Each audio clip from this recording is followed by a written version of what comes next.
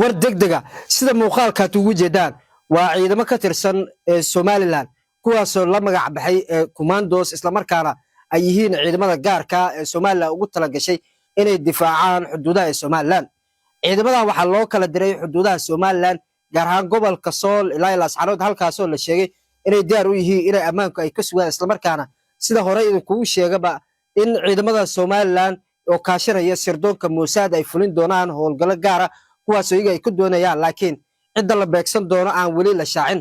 dhinaca kalena diyaaradaha oo Israa'iil ay leedahay ayaa la sheegay lagu arkay caasimadda Hargeysa ee Somaliland kuwaas oo lagu sheegay inay difaaci doonaan xuduudaha Somaliland iyadoo aan loogeyn qorshaha xukuumadda federaalka Soomaaliya ay ka damacsan tahay halkaasi maadaama Soomaaliya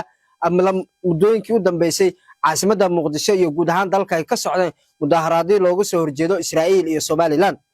ciidamadan la magac baxay oo commandoska la yiraahdo waa ciidamo gaar ah u tababaran isla markaana la sheegay inay difaaci doonaan xuduudaha Somaliland iyo si dhinaca kalena ay fulin doonaan howlgalo gaar ah oo ay u fulin doonaan madaxweynaha Somaliland Abdiraxmaan Cirro iyo dadka reer Somaliland qorshe halis ah oo socda ayaa la sheegay laga cabsi qabo in xukuumadda federaalka Soomaaliya ay sameyso faragelin xooggan isla markaana ciidamo ay kula wareegto halkaasi kadib markii shalay ay soo bandhigeen maamul goboleedka Waqooyi Bari xilli la sheegay inuu caleemasaarka uu ku soo aaday madaxweyne Firdhiye Khamiis la caleemasaari doono ay soo bandhigeen ciidamo tirabeela beelaha kala dhulbahaante iyo warsangeli iyo maamulka Waqooyi Bari ciidamo aad isku dhafan kuwaas oo ay u muuqdeen kuwa aad u tababaran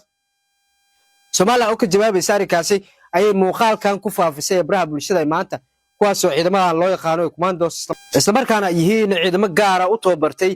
Somaliland kuwaas oo tababarka ka kaashatay Israa'iil iyo Taiwan oo la sheegay inay iyadana ciidamo garab siin doonto oo u tababari doonto Somaliland qorshahan ayaa ku soo aadaya xilli loo diyaar garoobayo caleemasaarka madaxweyne Firdhiye ee dowlad goboleedka Waqooyi Bari